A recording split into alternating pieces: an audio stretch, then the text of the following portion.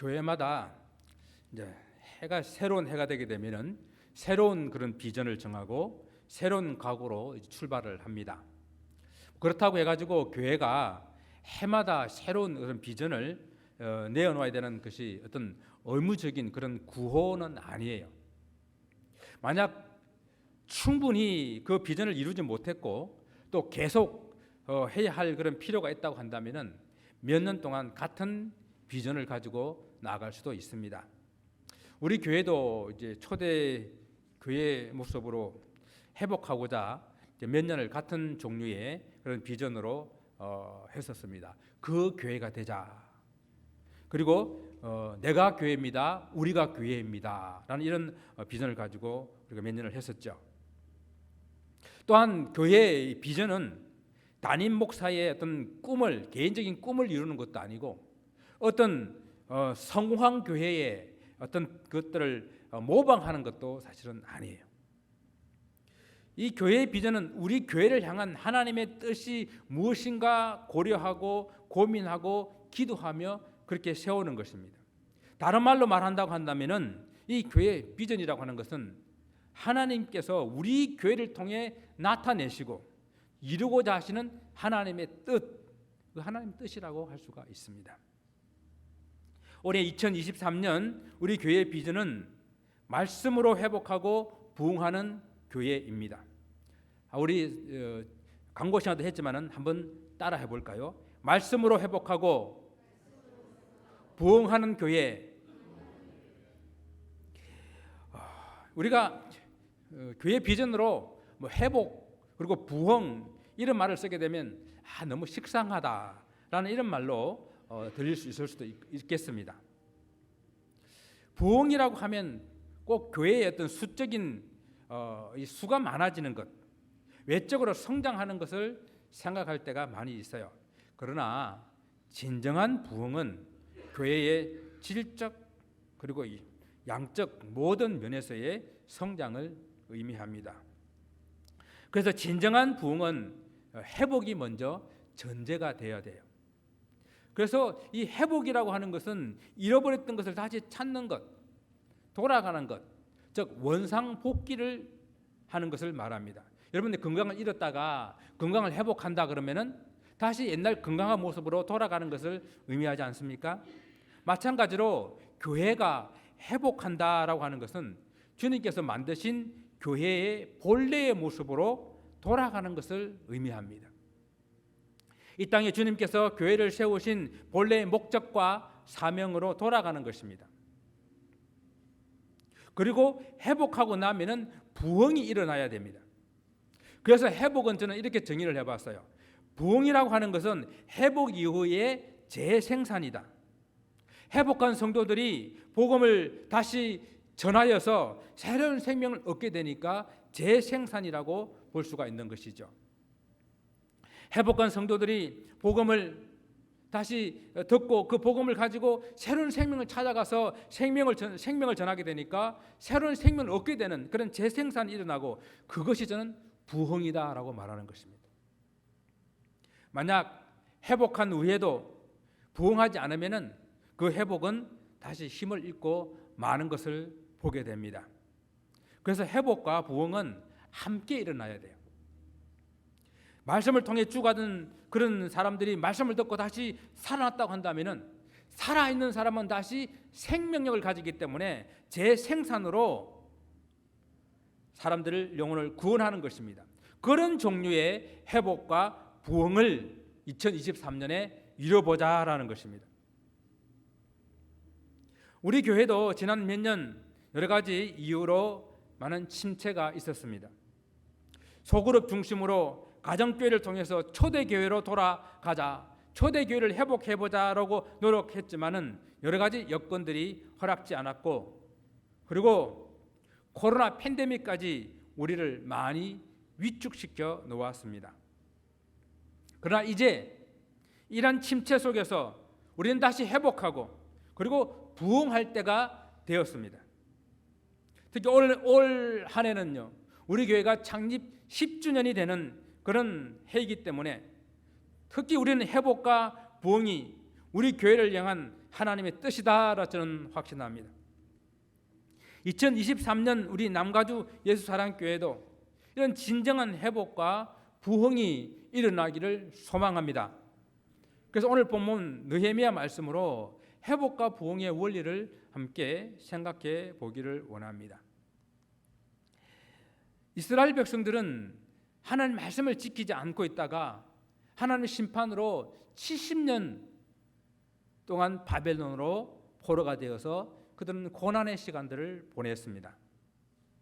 그러나 하나님의 은혜로 그들이 포로에서 돌아와 이제 파괴되었던 예루살렘 성전을 재건하고 그리고 성벽도 재건을 했지만은 여전히 그들 속에 그들의 마음 속에 공허함이 남아 있었습니다. 그것은 말씀의 회복이 없었기 때문입니다. 오늘 본문 말씀은 바로 그 말씀으로 회복이 일어나는 그러한 내용입니다. 그런데 우리에서 주의해서 볼 것은 이 회복과 부흥의 주체가 누구였나 하는 것입니다. 1절, 2절 말씀을 우리가 보게 되게 되면은 이제 성벽 건축을 완성한 이스라엘 백성들이 자기들의 성읍을 건축하고 거기에 거주하고 있었는데 그들이 7째 달에 이르러 모든 백성들이 일제히 수문 앞 광장에 모였다 그랬어요. 이스라엘의 7째 달은 나팔절이에요. 7째 날 첫째 날은 나팔절입니다. 그 나팔절이라고 하는 것은 우리나라로 말하면은 설날이에요. 새해의 첫날. 그 새해 첫날에 말씀에 가급한 이스라엘 백성들이 수문 앞 광장에 모였다라는 것입니다. 왜요? 말씀을 듣고자. 그래서 그들은 학사 에스라에게 여호와께서 이스라엘에게 명령하신 그 모세의 율법책을 가져오기를 요청을 했습니다. 누가 요청했다고요? 이스라엘 백성들이요. 여기서 에스라를 율법학자이면서 제사장이라고 했습니다. 율법학자라고 제사장이라는 이야기는 요즘 말로 한다고 하면은 신학교 교수이면서 목회를 하는 목사님이다라는 그런 뜻이죠. 오늘 이스라엘 백성들이 7째 달에 이 새해 첫날에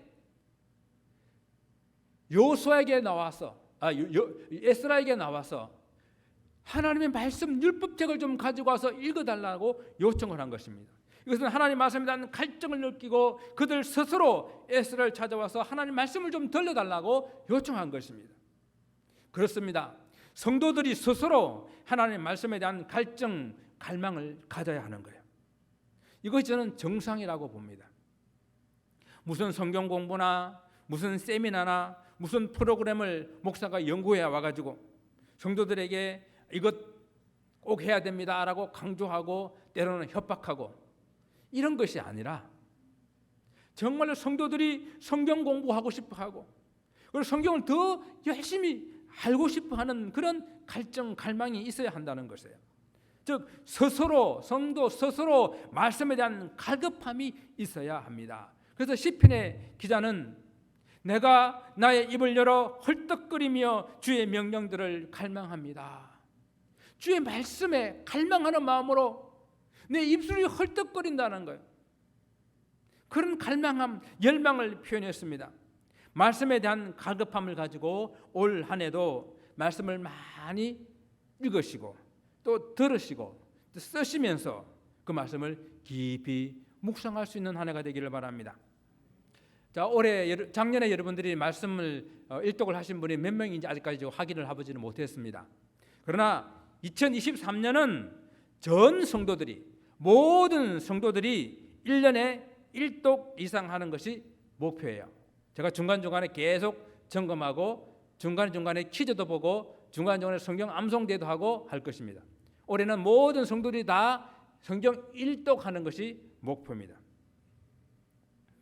이 정도에선 아멘이 있어야 되는데 에스라가 하나님 율법책을 가지고 남자나 여자나 알아들을 만한 모든 사람들 그 사람들 앞에 나와서 말씀을 읽었어요. 하나님 그 말씀에 갈급했던 이스라엘 백성들은 수문 앞 광장에서 새벽부터 정오까지 이 말씀을 들었습니다. 그리고 그 말씀에 귀를 기울였습니다. 여러분, 이스라엘 백성들이 어디에 모였다 그랬습니까? 수문 앞 광장. 이스라엘에 가게 되면은 기혼샘이라고 있는데 그 기드론 골짜기 기혼샘 앞에 맞은편에 수문 워터 게이트가 있습니다. 그 앞에 넓은 광장이 있어요. 그곳에 모여가지고 언제부터 언제까지요? 새벽부터 정오까지. 이스라엘은 새벽을 6시라고 그래요. 아침 시작을 6시부터 12시까지. 그럼 몇 시간입니까? 6시간을 말씀을 듣고 서 있었던 것입니다. 그들이 뭐 편안하게 의자 놓고 앉아가지고 위에는 햇빛을 가리는 가림막을 펴고 앉아서 말씀을 들은 것이 아니라 6시간 동안 광장에서 서서 그 말씀을 들었다라는 거예요. 그것도 하루가 아니라 그 다음 날도. 그리고 18절 말씀 보게 되니까 7일 동안 그런 일을 했다라고 기록합니다. 오늘날 같으면 상상할 수가 없는 일입니다. 제가 오늘 설교를 한 2시간 하면 다 나갈 것 같아요. 부흥회 한다고 한 일주일 동안 그냥 6시간씩 설교하면 오시겠습니까? 그런데 있잖아요, 우리 한국 교회 초기에 부흥사회는 그랬대요. 지금도 말씀을 가급하는 그런 지하교회는 그렇다고 합니다. 말씀에 가급함이 있어야 돼요. 여기서 중요한 것은 뭔가 하면은 회복과 부흥의 주체가 이스라엘 백성들이었다라는 것입니다. 교회 회복도 교회 부흥도 성도님들이 주체가 될 때에 가능하다라는 것입니다. 성도 한 분 한 분이 회복과 부흥에 대한 갈망과 열심이 있을 때에 가능하다라는 말씀입니다. 교회 담임 목사는 그럼 뭐냐? 그런 성도들이 회복하고자 또 부흥하고자 하는 그 열망 열정을 돕는 역할을 하는 것이 담임 목사예요. 성도들이 신앙의 회복과 부흥을 돕고자 제가 존재한다는 사실을 기억하시고 2023년에는 이 성도들이 보다 능동적이고 보다 적극적으로 함께 교회를 세워나가기를 축원합니다. 회복과 부흥은 하나님의 말씀이 원동력이 됩니다. 회복의 도로 부흥의 주체였던 이스라엘 백성들이 갈망했던 것이 바로 하나님의 말씀이었다는 것을 알 수 있지 않습니까? 이스라엘 백성들이 바벨론에 멸망하고 포로 잡혀갔던 그 사실도 사실 보게 되면 그들이 하나님 말씀을 잃어버렸기 때문에요. 하나님 말씀의 명령을 지키지 않았기 때문입니다. 그들이 다시 돌아와 성전을 재건하고 성벽도 재건되었지만 여전히 한 마음속에 채워지지 않는 영적 공간, 그 공간에는 하나님의 말씀이 들어가야만 채워지기 때문에 그런 갈증을 가지고 있었거든요. 그래서 그들은 진정한 회복과 부흥은 하나님의 말씀으로 채워진다는 사실을 그들은 경험하게 됩니다. 수문 앞 광장에서 선포된 하나님의 말씀이 이스라엘 백성들이 회복하고 부흥하는 원동력이 되었다라는 이야기입니다. 오늘 2023년 비전과 함께 주제 선고의 말씀은 사도행전 6장 7절 말씀입니다. 우리 같이 한번 읽어볼까요? 하나님의 말씀이 점점 왕성하여 예루살렘에 있는 제자의 수가 더 심히 많아지고 허다한 제사장의 무리도 이 도에 복종하니라. 아멘. 이 주제 선고를 이해하기 위해서는 우리가 잘 아는 내용이지만은 사도행전에서 시작된 초대교회의 모습을 잠시 살펴볼 필요가 있습니다. 오순절 성령 강림으로 이 땅에 주님의 교회가 세워졌습니다. 그것을 우리는 예루살렘 교회라고 그러고 그 예루살렘 교회와 함께 1세기 교회를 우리는 초대교회라고 부릅니다. 오순절 성령 강림하면 여러분 뭐가 생각납니까? 성령의 은사가 생각나죠. 우리가 성령의 은사하게 되면 제일 먼저 떠오르는 것이 방언 이런 것들을 생각하게 됩니다. 여러분 그때가 오순절이라서 많은 유대인들이 예루살렘에 올라와 있었어요. 많은 유대인들이 올라와 있다 하는 그 이야기는 유대인들이 나라를 잃고 전 세계로 흩어져 있는 디아스포라된 그런 시절이었습니다. 그래서 온 지방에서 올라왔다는 이야기는 각 나라에서 유대인들이 절기를 지키기 위해서 예루살렘에 올라왔다라는 이야기예요. 그 사람들은 오늘 이 오순절 성령 강림으로 방언이 역사가 일어나게 됐는데 이 사람들 귀에는 어떻게 들리는가 하면은 사도행전 2장 8절 말씀 보게 되니까 우리 각 사람이 있는 곳 방언으로 듣게 됨이 어찌 됨이냐. 이야기는 방언이라고 하는 것은 지금 이 초대 이 교회에 오순절 성령 강림으로 일어났던 이 방언이라고 하는 것은 각 나라의 사람들이 살았던 그 언어로 들렸던 지방 언어였다는 이야기죠. 그러므로 오순절 성령 강림의 핵심은 하나님의 말씀이에요. 하나님의 말씀이 선포되기 위해서 주어진 그런 성령의 은사들이라는 사실을 우리는 주목해야 됩니다.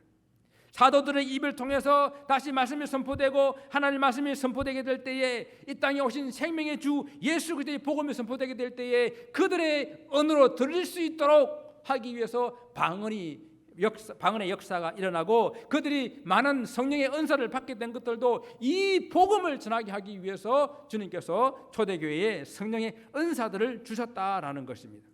그 결과 죽었던 이스라엘 백성들이 회복되고 회복된 사람들이 다시 부흥의 역사를 이루었던 것입니다.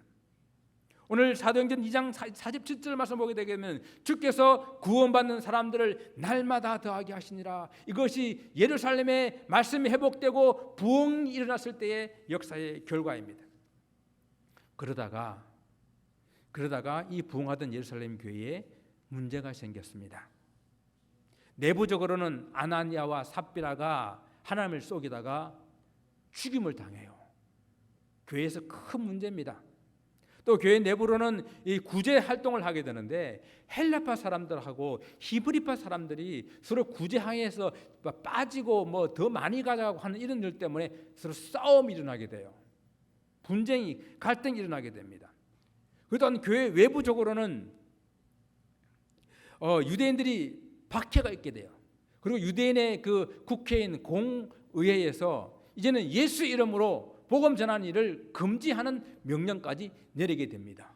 교회에 위기가 찾아왔습니다. 그때의 사도들이 무엇을 했느냐? 우리가 말씀 전하는 일에 너무 소홀히 했구나. 이제부터는 사도들은 오직 기도하는 일과 하나님 말씀 전하는 일에 전무하리라. 이 일을 열심히 하리라. 이 일만 온전히 하리라 결단하고 7 집사를 세운 것이죠.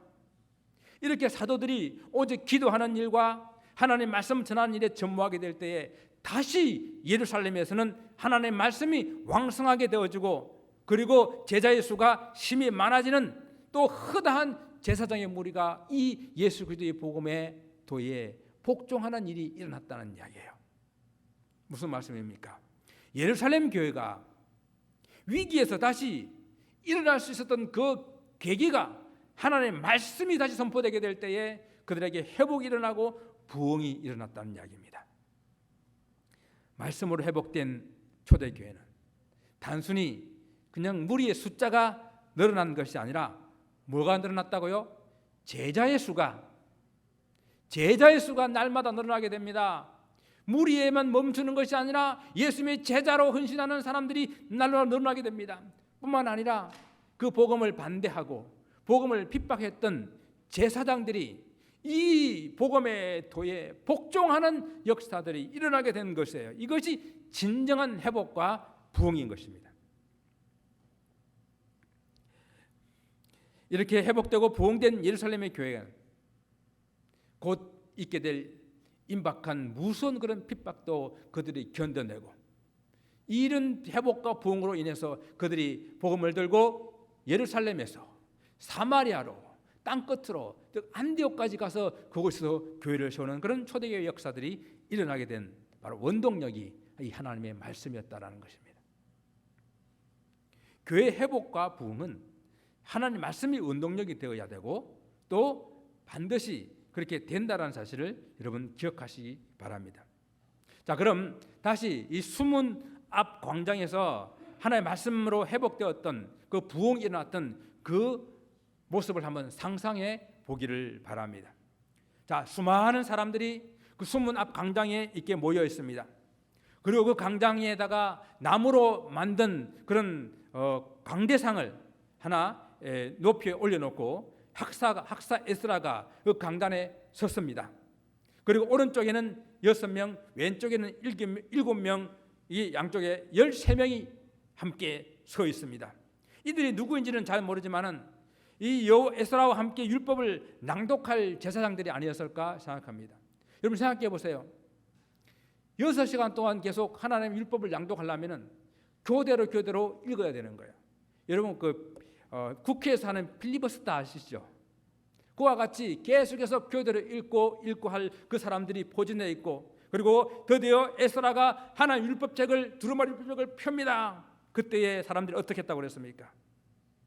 이 장엄한 순간에 모든 이스라엘 백성들이 자리에서 일어났습니다.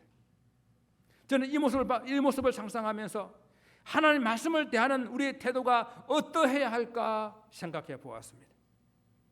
하나님 말씀에 대한 그 절대 권위를 인정하고 하나님 말씀에 대한 경외심을 가져야 되지 않을까 생각하는 것입니다. 우리 여러분 농담을 해도 하나님 말씀 가지고 농담하지 마세요. 오늘 에스라가 위대하신 하나님을 송축하며 모든 사람이 손을 들고 어떻게 했다고요? 아멘 아멘 하고 응답하며 몸을 굽혀 얼굴을 땅에 대고 여호와께 경배하니라. 하나님 앞에 서 있는 이스라엘 백성들의 모습입니다. 하나님 말씀 앞에 선 우리들의 자세가 이러해야 된다라는 것입니다. 우리가 어른들이 들어오면 앉았던 자리도 일어나지 않습니까? 법정에서 판사가 들어오면 다 일어나지 않습니까? 회의장에 회장이나 대통령이 들어오면 다 일어나지 않습니까? 존경의 의미거든요. 하물며 하나님의 말씀 앞에 우리가 경외하는 마음을 가지고 서야 되지 않겠습니까? 하나님 말씀 앞에 일어서는 것은 말씀을 주신 하나님 앞에 내가 일어서는 거예요. 하나님 말씀 앞에 일어선다고 하는 것은 내가 이제는 그 주의 말씀을 경청하겠습니다 라는 그런 의미가 있는 것입니다. 내게 주신 말씀에 순종하겠습니다 라는 그런 의미가 있는 것입니다.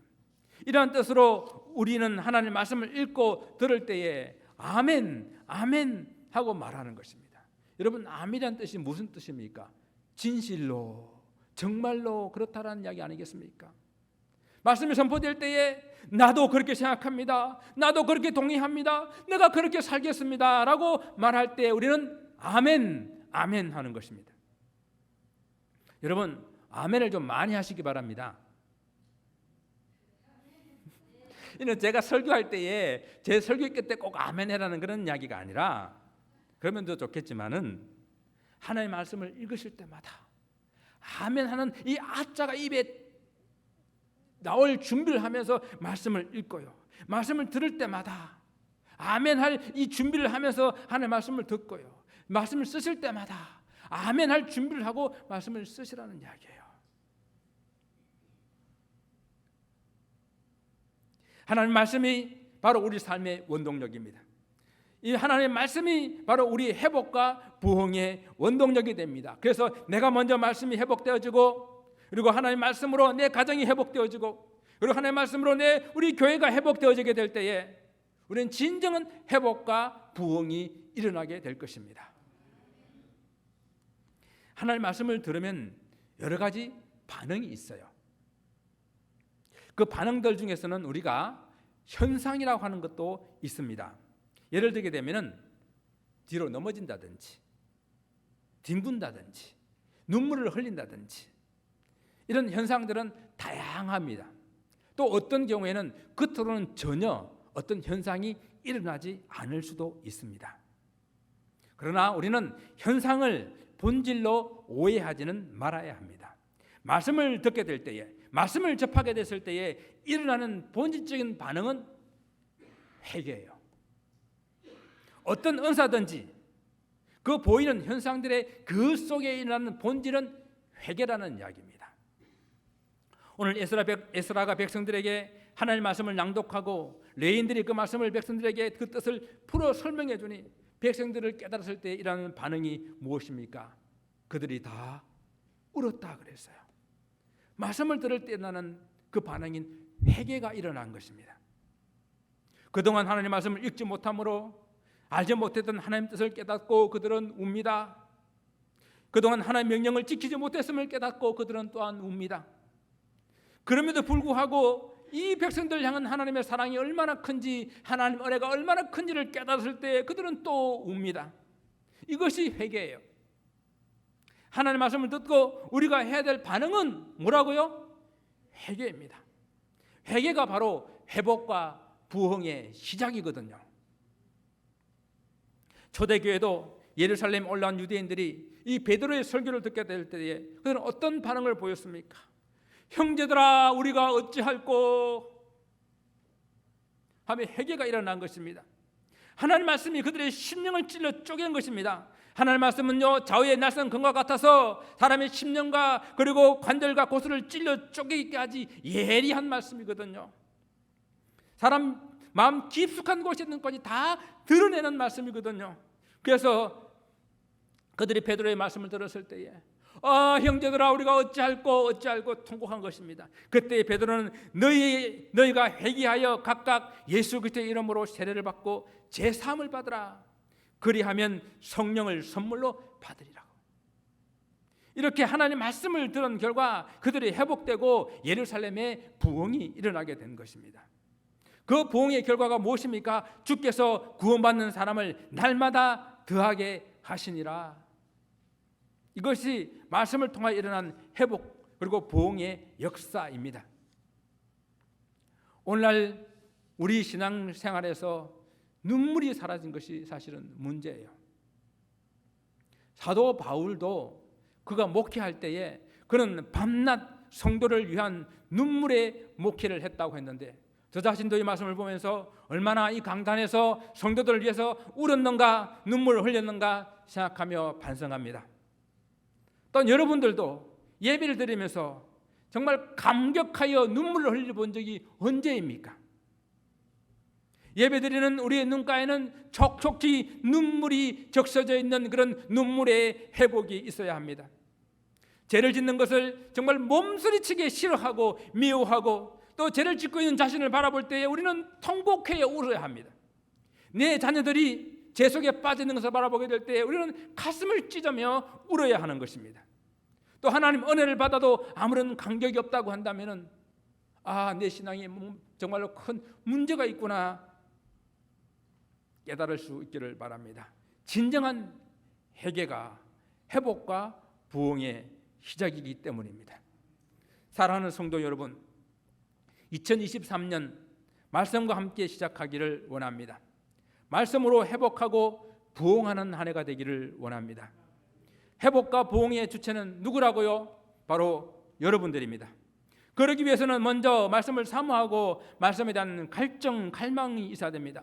말씀을 읽고 듣고 썰면서 말씀을 늘 가까이 해야 합니다. 그리고 말씀에 대한 경외심을 갖고 그 말씀을 경청해야 합니다.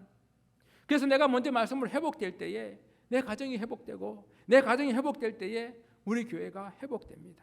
교회가 회복되면 그 결과는 부흥으로 연결되게 되어 있습니다. 하나님 말씀을 듣고 읽다가 여러분 눈물을 흘린 적이 언제입니까? 찬송을 부르다가 흑 하며 감격으로 눈물 흘린 적이 언제입니까?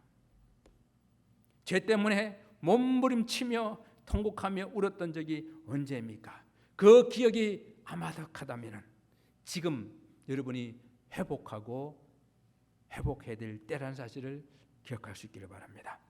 2023년 하나님께서 이런 우리의 회복과 부흥을 기대하시며 또 우리가 하나님께 결단하며 나가시게 될 때에 놀라운 이런 역사로 이루어질 걸 주님의 이름으로 축원을 드립니다. 기도하겠습니다.